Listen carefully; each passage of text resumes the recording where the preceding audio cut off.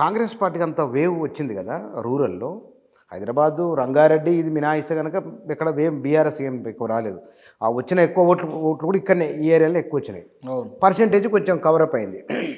అంత వేవ్ వస్తాయని అంచనా మీకున్నదా? అనుకున్నారా? అంటే వాస్తవం చెప్పాలంటే ఇంత వేవ్ వస్తుందని అయితే అనుకోలే. ఎందుకంటే 50,000, 70,000, 80,000 మెజార్టీ రావటం అసలు ఆ వేవ్ అదైతే ఊహించింది అయితే కాదు. అంటే కొంత వేవ్ నడుస్తుంది, ఒక పర్సెప్షన్ వచ్చింది అని. ఒక వ్యతిరేకత వచ్చింది, అధికారంలోకి రాగలుగుతామని అనుకున్నాం. కానీ ఈ అధికారంలో కూడా ఒక్కొక్క సీటు అంటే అసలు ఇది టఫ్ ఫైట్ జరుగుద్దనే సీటు కూడా అసలు 50,000, 60,000, 70,000 మెజార్టీ రావడం అనేది అసలు మామూలు విషయం కాదండి. ఎందుకంటే మీరు గ్రామాలలోకి వెళ్ళినప్పుడు గ్రామాలలో ఓట్లు అనేది స్టాండర్డ్గా ఉంటాయి. ఈ కాంగ్రెస్కి ఇన్ని ఓట్లు, బీఆర్ఎస్కి ఇన్ని ఓట్లు అంటే ఏదున్నా ఓ 100-200 ఓట్ల మార్జిన్ తోటి ఉంటాయి తప్ప పెద్దగా చేంజ్ రావు. ఎప్పుడు మీరు తీసుకునే 5,000, 10,000 మెజార్టీ వస్తుంది.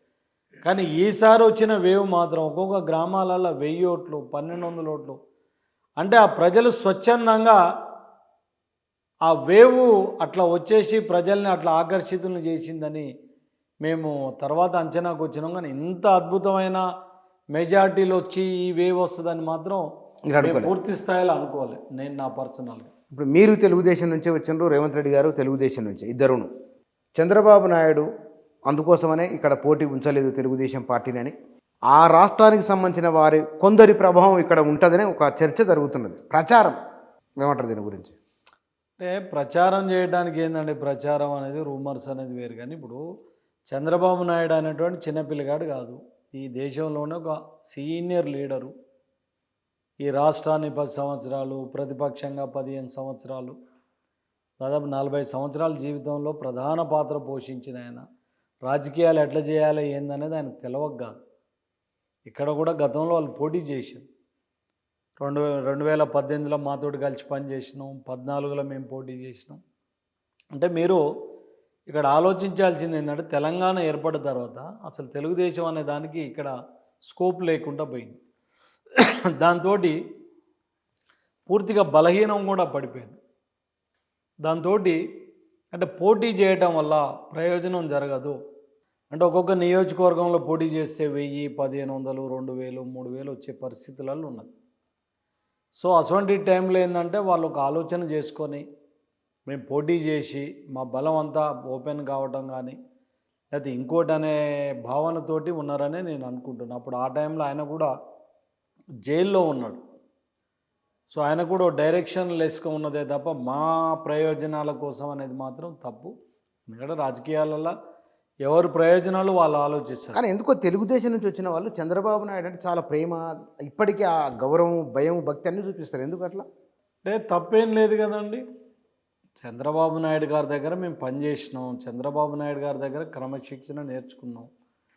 ఇలా మీరు కాంగ్రెస్ పార్టీకి మేము వచ్చినాక కూడా కాంగ్రెస్ పార్టీలో కూడా పెద్ద పెద్ద లీడర్లు మాకు వర్క్ విధానాన్ని చాలా అభినందిస్తారు. ఏదైనా మంచి పని చేయాల్సి వచ్చినప్పుడు తెలుగుదేశం నుంచి వచ్చిన వాళ్ళని కానీ కమ్యూనిస్ట్ పార్టీ నుంచి వచ్చిన వాళ్ళని కానీ సెలెక్ట్ చేస్తారు. అంటే కాంగ్రెస్ వాళ్ళకి బేసిక్ అది ఉండదు, వాళ్ళది ఎట్లా పని విధానం చాలా తేడా ఉంటుంది. మేము ప్రాక్టికల్గా కూడా చూసినాం. అంటే ఈరోజు నన్ను చూడండి, నేను 2018లో టికెట్ పోయిన తర్వాత కూడా 18 నుంచి 23 వరకు నేను 24 గంటలు ప్రజలకు అందుబాటులో ఉండి వేరే ఏం పని లేకుండా ప్రజాసేవ చేసినండి. నేను పోని కుటుంబం లేదు, నేను మందలియని కుటుంబం లేదు, నేను పోని పెళ్లి లేదు, ఏ హాస్పిటల్ ఎవరైనా నేను సాయం చేయని వాళ్ళు లేరు. నేను పోయి 5-10 అడుగుతారు కదా జనాలు సహజంగా. లేదు, ఖచ్చితంగా నేను ఎక్కడికి పోయినా కూడా ఉత్త చేతులతోటి పోను. అక్కడ నా ఆర్థికమైన అవసరాలు ఉన్నాయంటే ఖచ్చితంగా నా తల తాకట్టు పెట్టైనా నేను, అందుకే నీకు ఇంతకుముందు చెప్పిన మీకు, అంటే నేను పోని కుటుంబం లేదు, నేను సహాయం చేయని కుటుంబం లేదు.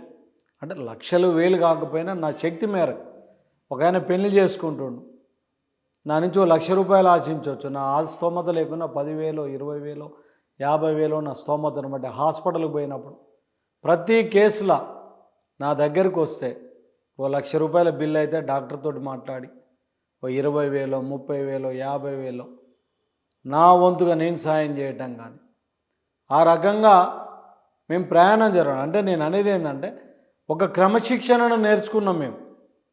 చంద్రబాబు నాయుడు గారు ఏమైనా బందిపోటు దొంగ కాదు, ఇంకోటి కాదు. ఆయన పనిచేసిన విధానం ఇలా తెలంగాణ ఇంత డెవలప్ అయిందన్న ఒక విజన్ ఉన్న నాయకుడు.